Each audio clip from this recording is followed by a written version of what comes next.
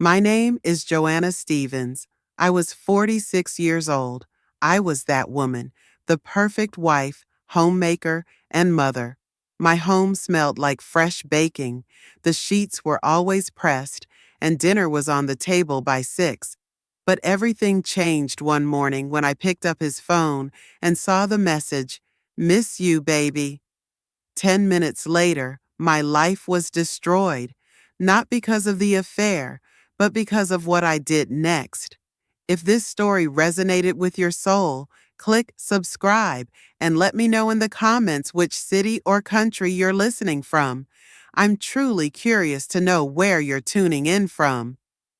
My name was Joanna Stevens. I was 46 years old and had spent the last 20 years of my life being what people politely called a devoted homemaker. I didn't mind the title. It gave structure to my days. I woke before the sun rose to pack my husband's lunch, ironed the shirts he would wrinkle within an hour, folded laundry like origami, and baked pies from scratch. I knew the exact setting to make the kitchen smell like cinnamon without burning the edges of an apple tart. I kept the fridge stocked with organic milk, wiped fingerprints from doorknobs, and replaced hand towels before anyone noticed they were used. Some women chased careers. I chased order. I loved the quiet of the house when it was just me and the ticking of the kitchen clock, the hum of the dryer, the whisper of soap against china. I made a life out of tending to details, and I did it with care. I believed that devotion was its own kind of success. It was a Thursday when I found the message, a gray morning in early March, the kind where the cold was stubborn and the light too soft to wake you properly. I had planned to scrub the grout in the upstairs bathroom and reorganize the pantry by expiration date, but I had also promised myself a treat, a few hours curled up with a gardening catalog and a fresh cup of tea. My husband, Mark, had left early for a dentist appointment. He was always forgetting things, his wallet, his keys, his glasses. That morning, he forgot his phone. I found it on his side of the bed, resting on a copy of the local paper he never read. Normally, I would have placed it on the hallway table, where he'd see it the moment he got back, but the screen lit up before I could touch it, casting a pale blue glow in the half-dark room. The message preview was there in plain text, like a whisper caught in light. "Miss you already, Tiger. Last night was—" The sentence stopped there, sliced by the edge of the notification. My breath hitched, and I froze. My fingers hovered over the screen, trembling slightly. I hadn't planned to snoop. I hadn't even touched the phone. But the words hung there, raw and exposed, begging to be finished. 1,000 thoughts spiraled through my head in a single second. Maybe it was a joke. Maybe it was a colleague. Maybe I had misunderstood. I told myself those things as my thumb moved without permission and unlocked the device. He never changed the passcode, the date of our wedding. I opened the messaging app. The name at the top read, Catherine Work, Client. I knew that name. He had mentioned her once in passing, a client from the real estate office, someone whose house he was helping to sell. I remembered that because it had stung me then too, the way he'd said her name too casually. I tapped the conversation. There they were, dozens of messages, lined up like bullet holes. "I still feel you on my skin. Wish I could wake up next to you. She has no idea. You're all I think about." The words blurred, then sharpened, then blurred again. My eyes tried to deny them, but my brain swallowed every line. A photo loaded. Her bare legs, stretched out on white sheets. A selfie of his face, smirking. My stomach turned to water. I didn't cry. I didn't scream. I just sat there, numb, holding his phone like a relic of a life I no longer recognized. My hands began to shake, the tremor starting at my fingertips and working its way through my chest. My heart pounded so hard I could feel it in my neck. All around me, the house stood still, quiet and sunlit. The same walls I had painted, the same couch I had vacuumed, the same curtains I had sewn by hand. Every inch of that home had been touched by my care, every corner a product of my love. And here I sat, alone in it, clutching evidence that none of it had been enough. The kettle began to scream in the kitchen. I had forgotten the water. I didn't move. I couldn't.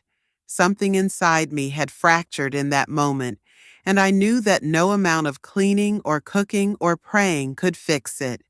When I finally stood up, I felt like I had aged a decade. My knees were stiff, my spine rigid. I walked to the kitchen on autopilot and turned off the stove. The silence that followed was worse than the whistle. The phone lay on the counter. I stared at it, willing it to vanish, to dissolve, to rewrite the morning. Instead, it vibrated again. Can't wait for tomorrow. Same place? I picked it up and hurled it across the room. It hit the wall and dropped to the floor with a dull thud. The screen shattered. Something in me shattered with it. And then I heard the front door open. Mark was home. He had forgotten his wallet. The sound of his footsteps reached me like the drumbeat of an approaching storm. I stood there in the middle of the kitchen, surrounded by crumbs of glass, my fingers still trembling, my breath shallow and fast. I didn't know what I would do next. I only knew that the woman I had been 10 minutes earlier, the careful, composed, devoted homemaker, was gone. What remained was a pulse of heat in my chest, a rising tide of something wordless and wild, something that had been quiet for too long, something I didn't yet recognize in myself. But it was there, alive, and it was just beginning to wake up. The shards glittered on the kitchen tiles like frozen tears, catching the pale morning light and scattering it across the cabinets. I stood barefoot, my toes curling against the cold linoleum, breathing in shallow gulps of air that tasted like burnt toast and metal. The phone lay in the center of the wreckage, its screen split into a spiderweb of fractures. Each line of broken glass felt like a sentence etched against my skin. My hands still trembled, as if they belonged to someone else entirely. I heard the front door close, a soft but final sound, and then his footsteps moved down the hallway. Slow at first, then faster, as if he sensed something off in the rhythm of the house. For years he had returned to a kitchen of warm smells and steady hands. Now he was walking into a scene stripped of its order, stripped of the woman who had kept it that way. I didn't look up when he appeared. I kept my eyes on the glass, on the way it caught the light like splinters of ice, as though focusing on it might keep me from unraveling. My breath came in uneven bursts. My palms itched with the urge to sweep the fragments away, to erase the evidence of what had just happened, to restore some illusion of normalcy. But I couldn't move. Something inside me had gone still, like water gone dark and deep. He said something, his voice low, uncertain, but the words slid past me without form. I only heard the tone, that mix of caution and disbelief, like a man who finds a familiar room suddenly rearranged. I reached for the counter to steady myself. My fingers brushed a coffee cup and sent it tumbling. It hit the floor, splintering into pieces that joined the phone's glass. The sound was sharp, almost musical, echoing off the kitchen walls. The children's voices drifted faintly from upstairs, the soft murmur of cartoons on a television. They didn't know. They couldn't. My mind flashed on their faces, how small they still seemed, how trusting. For a moment, the thought of them steadied me, anchored me, but then the wave of betrayal returned and swept over everything. I took a step forward, crunching glass under my heel, and reached for the counter again. My reflection glinted in the microwave door, wide eyes, hair falling loose from its clip, a smear of something across my cheek. I looked like a stranger, a woman pulled from the wreckage of a life she had built piece by piece. My pulse pounded in my ears, drowning out the quiet noises of the house. I gripped the edge of the counter until my knuckles whitened. The kitchen smelled faintly of bleach and sugar, of the cake I had baked the night before. It was absurd, the clash of scents. Something sweet, something sterile, and under it all the sour tang of fear. I wanted to scrub everything, to scour it until it gleamed, but instead I stood there, frozen, surrounded by the remnants of order. He moved closer. His shoes crunched against the fragments, and the sound made my skin prickle. He reached out a hand, but I stepped back before it could touch me. My eyes locked on the knife block by the sink, the wooden handles protruding like teeth. I didn't move toward it, not yet, but its presence filled the space between us. Time stretched. Seconds felt like minutes. My heart raced, then slowed, then raced again, an erratic drumbeat echoing in the hollow of my chest. I stared at the floor and thought about all the mornings I had stood in this same spot brewing coffee, humming under my breath, preparing his lunch while he scrolled through his messages. How many of those mornings had been built on lies? How many of those lunches had he eaten before meeting her? Another glass slipped from the counter, one of the good ones, crystal, a wedding gift from my aunt, and shattered on the floor. The pieces scattered farther this time, skittering across the tiles like insects fleeing the light. The noise jolted me out of my stillness. I crouched down and began picking up the shards with shaking fingers, not caring that they cut into my skin. Small crimson dots bloomed on my fingertips, bright against the pale glass. He spoke again, his voice rising, but I still couldn't hear the words.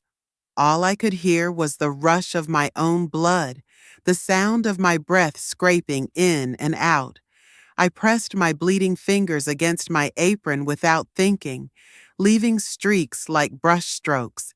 The pain was sharp but distant, as though it belonged to someone else. I stood up slowly, the fragments slipping from my hands back onto the floor. The kitchen spun slightly, the edges of cabinets and counters blurring. I wanted to scream, to throw every dish, to burn the house down, to walk out and never return. Instead, I stared at him across the debris, my chest rising and falling, my fingers curling and uncurling at my sides. He took another step, his hand extended in a gesture of peace or explanation. I couldn't tell which.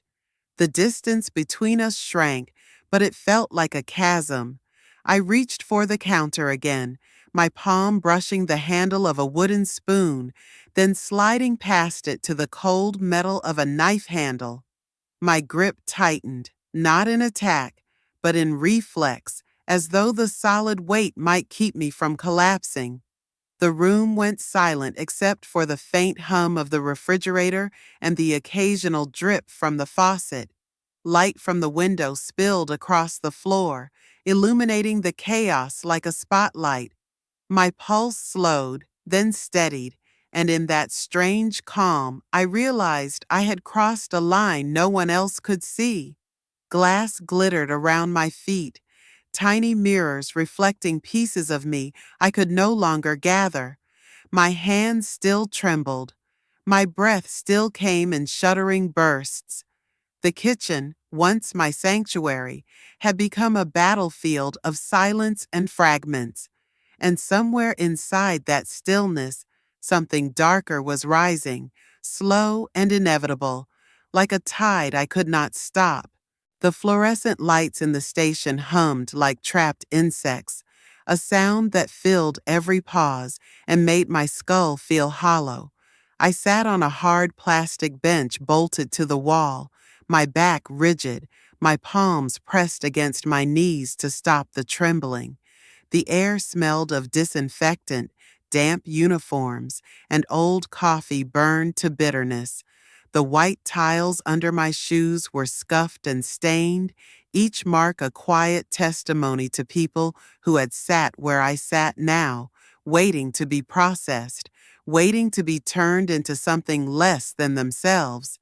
They had taken my name the moment I stepped through the door, not asked for it, but taken it, typing it into a computer that hummed with soft indifference.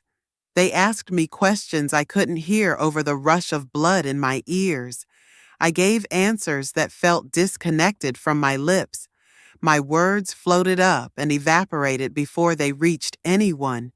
When they led me to a narrow counter, the clerk behind it barely glanced at me.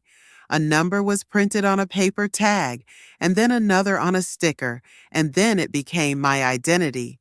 I stared at the black digits as if they were hieroglyphs of a new language, a language where everything I had been, wife, mother, homemaker, was compressed into a code of ink. They took my fingerprints, pressing my hands onto a slick glass plate. The scanner beeped, capturing the lines and swirls of my skin, erasing their warmth and turning them into data. My hands looked alien there, smudged with black. The tiny cuts from broken glass now highlighted like veins of red under coal. A camera flashed. My face appeared on a screen, pale and distorted, eyes wide, mouth slightly open. A photograph of a stranger. I tried to close my lips, to straighten my spine, to hold on to some dignity, but it was already gone. The camera captured not just my image, but my undoing. They led me to a metal bench in a room with no windows. The walls were painted a dull beige that had soaked up decades of waiting. A clock ticked above the door, each second landing like a stone in my stomach. Other women sat nearby, their eyes fixed on nothing. One hummed under her breath, a tune with no melody. Another stared at the floor as if reading a story only she could see. We did not speak. Our silence was a kind of communion. A deputy approached with handcuffs in his hand, and for a moment I thought he had the wrong person. My heart jolted like a trapped bird. But then he said my name, my old name, my real name, and the sound of it cracked me open. He guided me to stand, and I did, the bench cold against my thighs as I rose. My wrists lifted automatically, though no one had told me to. The metal closed around them with a click that sounded both too small and too final. The weight of the cuffs surprised me. They were not heavy in the way a stone is heavy. They were heavy in the way a silence can be heavy, in the way a secret can be heavy. They pinched the tender skin at the base of my palms. I could feel my pulse beating against the steel, quick and frantic. I thought of all the mornings I had fastened bracelets around these wrists, delicate silver chains chosen to match my dress. Now the jewelry was iron, and it belonged to someone else, someone being built out of me piece by piece. They walked me down a hallway lined with doors. Each door had a small square window with wire mesh inside, like eyes that never blinked. The floor was waxed to a dull shine that reflected only our shoes. My breath left a faint fog on the glass as we passed. I tried to count my steps, but lost track after 20. The hallway bent, then bent again, a maze designed to disorient. By the time we reached the end, I no longer knew which direction was out. We stopped at another counter. Papers were exchanged. The deputy removed one cuff so I could sign a form, then fastened it again before I had even lowered the pen. The ink smeared where my fingers trembled. My name, my real name, looked false there, crooked and childish. They took the form and handed me a plastic bracelet with my number on it. The deputy slipped it onto my wrist beneath the cuff, tightening it with a snap. White plastic, black digits. Identity stripped and reissued. They led me to a holding cell. The door opened with a groan, the hinges squealing like an animal. Inside, a single bench ran along the wall, its paint chipped, its bolts rusted. The smell of bleach and old sweat clung to the air. I sat down, the cuffs biting into my skin as my hands rested on my lap. Across from me, a scratched mirror reflected my image in fragments, as though the glass itself couldn't bear to hold me whole. I tried to breathe slowly, but each inhale felt jagged. My heart hammered against my ribs, and my throat tightened with the taste of metal. The number on my bracelet glared up at me like an accusation. I pressed my wrists together, feeling the cold steel and warm plastic side by side, a small symbol of how quickly a life could be dismantled. Somewhere down the hall, a door slammed. A woman shouted. A guard's voice cut through the noise, calm and unyielding. I closed my eyes. In the darkness behind my lids, I saw the kitchen floor, the shards of glass, the phone's shattered screen. I saw my hands trembling above it all. But when I opened my eyes, all that was gone, replaced by beige walls, steel cuffs, and a number I couldn't forget even if I tried. The cell door clicked shut, sealing me inside. I sat there on the cold bench, my back straight, my fingers curled, my pulse loud in my ears. My wrists bore the weight of the cuffs, my arm the weight of the bracelet, and my body the weight of a story that had turned against me. The room smelled of endings, but also of beginnings I couldn't yet see. And as I sat in that sterile space, I felt myself shifting from a woman who had lived a life of routines to a figure marked by a number, a pair of cuffs, and the sound of a lock sliding home. The first morning inside was not a morning at all. It was a sliver of light pushing through a frosted window above the toilet, its angle so unnatural it could have belonged to neither sunrise nor sunset. I had no clock, no phone, no rhythm, just the fluorescent hum overhead and the constant shuffle of feet beyond my door. I sat on the lower bunk, hands resting in my lap, wrists still marked by faint impressions of the cuffs. The room smelled like bleach and damp cloth, with a faint undercurrent of rusted metal and dust. There was a blanket on the cot, gray, scratchy, institutional, and a pillow that had been pressed so flat it looked more like a folded towel. Everything around me was either bolted down or bolted shut. Silence lived here like a tenant. It wasn't the silence of peace or sleep or meditation. It was a heavy, deliberate quiet, laced with waiting. I could hear the woman in the upper bunk breathing softly, a pattern broken only by the occasional cough or turn. She hadn't spoken to me when I arrived. She hadn't even looked. I understood that was the currency here. Eye contact was expensive, words even more so. I kept my movements small. I adjusted the edge of my blanket. I folded and refolded the hem of my shirt. My hands had nothing to do and too much to remember. I could still feel the cold glass of the phone I had thrown. I could still see the words I wasn't meant to see. Every time I blinked, they came back. I had been a woman of order once, a woman who set the dinner table precisely, who folded sheets into neat squares, who wiped counters twice just in case. Now I lived in a space where nothing could be controlled except my breath. Even that, some moments, was a struggle. Food came through a small slot in the door. A tray, beige and divided into sections like something from a child's lunchroom. I wasn't hungry. I ate anyway, because I didn't know what would happen if I didn't.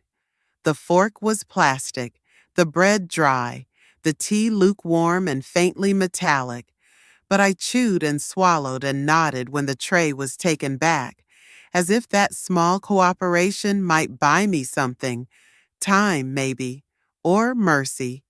Later that day, or maybe it was evening, a woman down the hall screamed. Not the scream of panic, but of rage, like something boiling over. A door slammed. A guard's voice echoed sharp commands. Then it was quiet again, more quiet than before. That night, the silence inside me changed. It became brittle. Every sound, fabric shifting, someone's footfall in the hallway, the creak of pipes, shattered it like glass. My body remained still, but my thoughts scrambled, flinched, recoiled from the memory of what I had done, or what I had become. I laid back on the cot and looked up at the springs above me. They were rusted at the edges. A single strand of hair hung from one, suspended like a thread of someone else's story. I traced the cracks in the ceiling with my eyes, finding shapes where there were none. My chest rose and fell, shallow and slow. At some point, the woman above me whispered a name, just one, maybe a child's name, then nothing. That sound, the name, rippled through the stillness like a stone into water. I pressed my hand against my mouth, not to keep from speaking, but to keep from breaking. It was the first human thing I had heard since entering. I didn't know if she was asleep or dreaming. I didn't ask. The next day, we were led out in a line for something called orientation. They handed out rules, spoken too quickly to digest, printed too faintly to read. I signed forms with shaking fingers. My signature looked like someone else's. The paper had weight. My name did not. One woman tried to joke about the food. Another muttered something under her breath. I said nothing, not because I didn't want to speak, but because I didn't trust my voice. I wasn't sure it would sound like mine. It might have cracked, or wept, or begged for someone to tell me it wasn't real. When we returned to the cell, I sat again on the lower bunk. The woman above hadn't moved. I wondered how long she had been here, how many days she had spent with that same silence for company. Maybe it had shaped her, softened her voice, rounded the edges of her memory. That evening, a letter was slid under the door. A real letter, with my name written in slanted handwriting I would have recognized anywhere. My sister's. My fingers trembled as I picked it up. I didn't open it, not yet. The paper was too clean, too foreign in this place of gray and rust. I stared at it for a long time, afraid it might say everything I couldn't bear to hear, or worse, nothing at all. Eventually, I folded it in half and placed it under my mattress. That silence, too, was part of the punishment, the not knowing, the imagining. When lights dimmed, a voice from the top bunk broke the stillness again. This time it asked, barely audible, how long I'd be here. I didn't answer, not because I didn't want to, but because I didn't know. I still didn't know what I had destroyed more, his trust, my sanity, or the world I thought we had built. I laid there, eyes open, watching the shadows shift across the cinder block walls. I had stepped over a threshold I couldn't return from. I had entered a country where no language was mine, where even silence felt like a cage. And so I stayed quiet, because in a place like this, silence is both punishment and protection. It holds you together when everything else is breaking. I breathed. I listened. I remained. And I counted the cracks in the ceiling as if they might add up to forgiveness. They handed me the envelope during morning lineup. No explanation, no words, just a folded piece of paper inside a government-marked envelope, the kind that already smelled of something official, like toner and dust and finality. My fingers clutched it too tightly, the edges cutting slightly into my palm, but I didn't open it until I was back inside. I needed the stillness of my cot, the protection of the four concrete walls, the stale air of the cell to hold me steady. The letter was from a lawyer. I had forgotten his name, though I recognized the signature. There were 3 paragraphs in typewritten font. The first notified me of my mother's passing. The second gave the date of cremation. The third said the ashes had been scattered per her instructions. No belongings, no ceremony, no final words. Just a sentence about ash and a legal stamp at the bottom, cold and sharp like a paper knife against the skin. There was no condolence, no, "We are sorry for your loss." The letter didn't tremble. It didn't carry scent or handwriting. It didn't hold weight the way her voice used to. It was just paper, cold, indifferent, final. I stared at it until the words blurred. My mother's name floated on the page like a ghost, detached from time or emotion.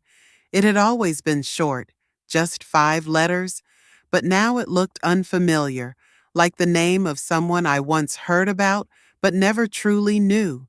She had written me twice since I was incarcerated. Both letters had been cautious, formal, as if unsure whether I was the daughter she remembered or a stranger wearing her face. I pressed the paper flat against my knee and folded it carefully back into the envelope, smoothing each crease. That gesture, the folding, felt like a burial, a small, silent ritual for the woman who had once braided my hair with fingers that smelled like gardenia hand cream and dish soap. She had faded slowly over the years, until all that remained was a name on paper and a sentence about scattering her to the wind.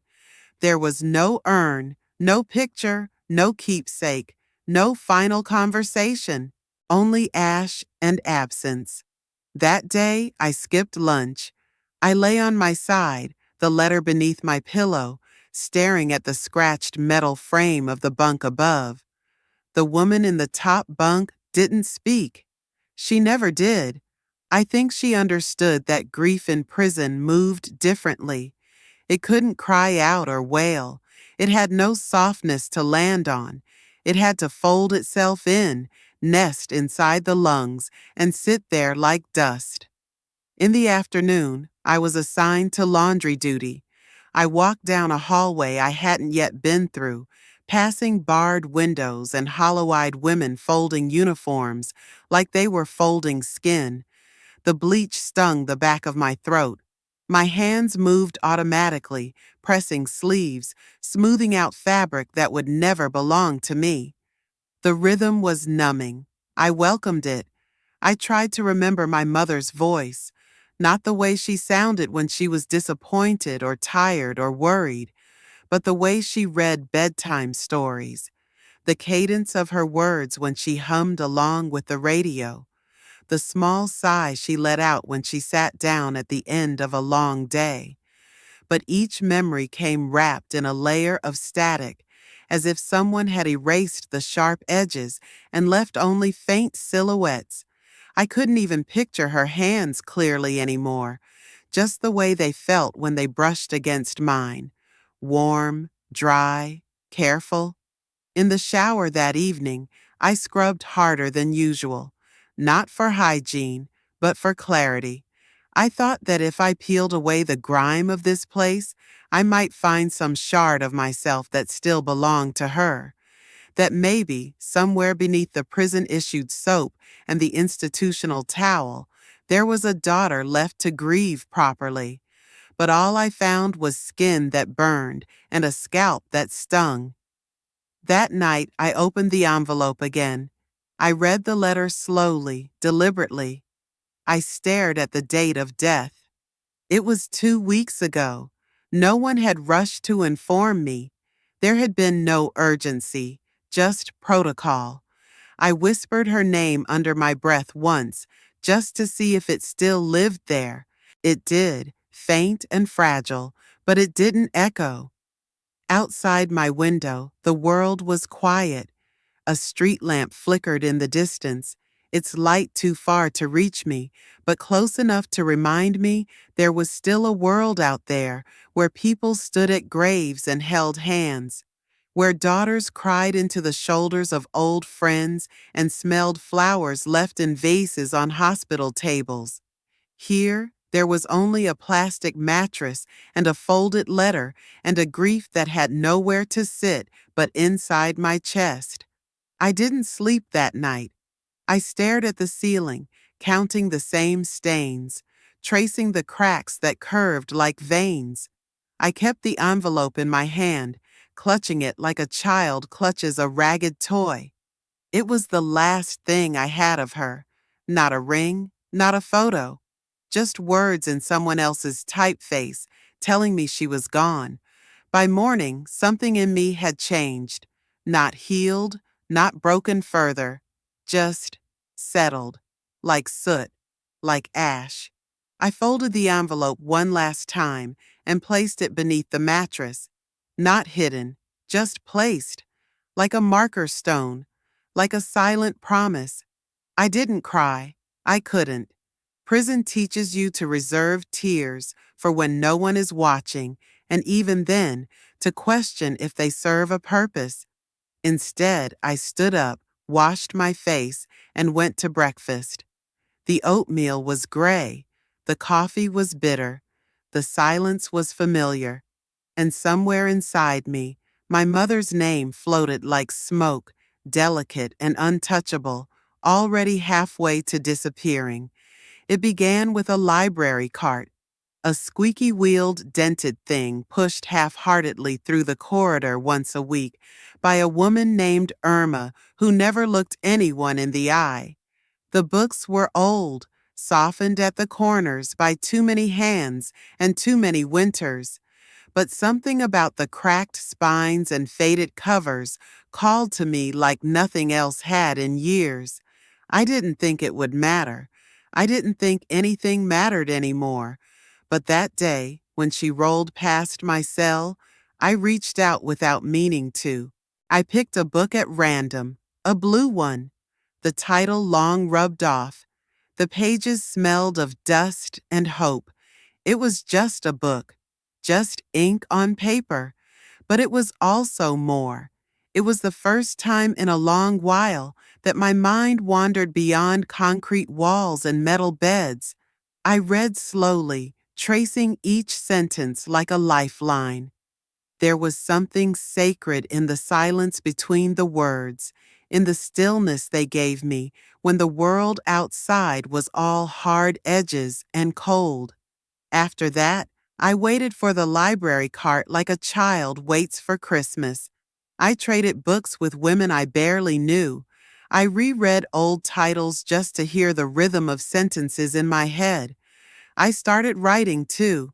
At first, just words on scraps, then paragraphs, then whole pages. I found paper through a correctional officer who didn't ask questions and pens that ran out too soon. My handwriting was uneven, my fingers stiff from disuse, but the words came like rain after drought. I wrote letters I never sent, to my mother, to myself, to the woman I had been before everything fell apart. I wrote down memories before they blurred further, how the wind used to hum through the kitchen window in late autumn, how my son once brought me a dandelion and called it a sunflower. I wrote apologies no one would ever read, confessions that had nowhere to land. The words weren't for them. They were for me, for whatever was left of me. One afternoon, I was assigned to help clean the chapel. It was a room I had avoided, not out of defiance, but because I didn't think I belonged there. I dusted pews, scrubbed candle wax from tile, polished wood that would never shine. But in the stillness, something settled over me. Not peace, not forgiveness, but a kind of quiet I hadn't known in years. There was a piano at the front, missing keys, out of tune. I ran my fingers over it, and the air shifted, just a little. A week later, the chaplain asked if I would help transcribe letters for women who couldn't read or write. I almost said no. I didn't think I had anything left to give, but I nodded instead, and that's how it began. There were so many stories, so many broken lines, desperate words, trembling hands dictating half-spoken truths. I listened. I wrote. I became a vessel for pain that wasn't mine. It hurt in a different way, not the sharp sting of betrayal or the slow ache of grief. This pain was communal, shared, and somehow that made it bearable.